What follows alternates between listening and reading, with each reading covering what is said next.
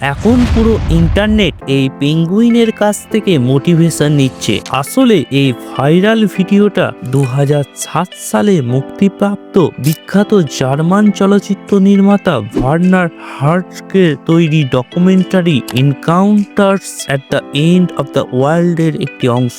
সেখানে দেখা যায় একদল পেঙ্গুইন খাবারের খোঁজে সমুদ্রের দিকে যাচ্ছে আর আরেক দল ফিরে যাচ্ছে নিজেদের গোষ্ঠীতে। কিন্তু একটি পেঙ্গুইন একা হঠাৎ দল থেকে আলাদা হয়ে যায় আর পাহাড়ের দিকে প্রায় 70 কিলোমিটার পথ পাড়ি দেয়। কিন্তু সে জানতো সেখানে কোনো খাবার বা পানি নেই, মানে নিশ্চিত মৃত্যু। কিন্তু সে এমনটা কেন করলো, এই প্রশ্নটাই যখন ডাক্তার ডেভিড আইনলিকে জিজ্ঞাসা করলে তিনি বলেন ওই পেঙ্গুইনটাকে ধরে আবার দলে ছেড়ে দিলেও সে আবার পাহাড়ের দিকেই হাঁটতে শুরু করবে। মানে ওই পেঙ্গুইনটা সব মোহ মায়া ত্যাগ করে তার নিজে যা ইচ্ছা তাই করছে।